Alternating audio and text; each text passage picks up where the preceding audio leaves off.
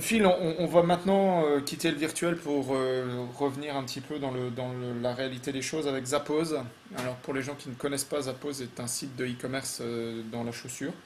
Euh, et donc Zappos a annoncé le départ de son CFO suite à son rachat par Amazon. Enfin suite, je ne sais pas si c'est une relation de cause à effet. Zappos est une société qui est assez hallucinante puisque c'est développé très rapidement, mais surtout a une culture d'entreprise qui est extrêmement forte, notamment au travers du Culture Book qu'on peut se procurer en envoyant un petit mail au fondateur de Zappos, ce qui est quand même Mhm. assez hallucinant.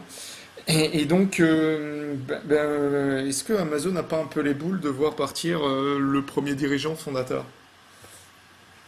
Alors, c'est vrai qu'il y a un peu de départ, effectivement, deux, trois dirigeants qui viennent, qui sont partis, qui ont prévu de partir et qui vont partir. Zappos, c'est une entreprise que j'aime beaucoup. Pour les paresseux et ceux qui n'auront pas le courage de lire le livre, je vous conseille de regarder le channel sur YouTube, le channel de Zappos. Vous pourrez voir la vie de Zappos vue de l'intérieur. C'est effectivement une entreprise assez particulière en termes de culture. Par exemple, lorsqu'on est dans le parcours d'intégration, pour une véritable confirmation, ils sont prêts à vous donner un chèque pour que vous partiez, parce qu'ils veulent les meilleurs, mais surtout des gens qui ont envie, qui sont motivés, qui sont intéressés.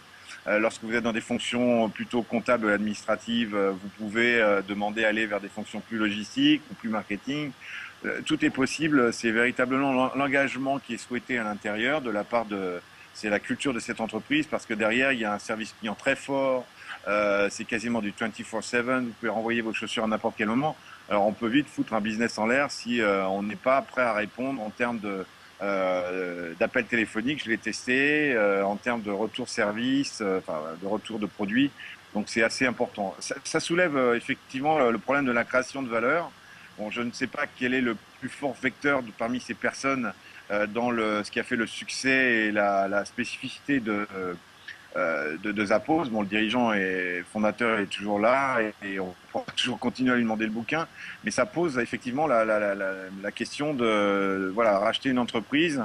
Qu'est-ce que ça peut donner derrière et ces annonces de dirigeants qui partent, c'est toujours, je dirais, ça peut laisser, on peut s'interroger. Et franchement, tout ce que je souhaite, c'est que des entreprises comme Zappos puissent continuer, qu'elles soient sous pavillon Amazon ou pas, parce que ça donne un bel exemple dans le domaine du e-commerce.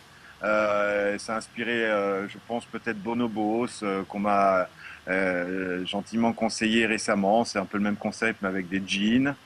C'est une société qui est basée à New York. Bon, ça a inspiré, je dirais, des choses un peu différentes dans le domaine du e-commerce.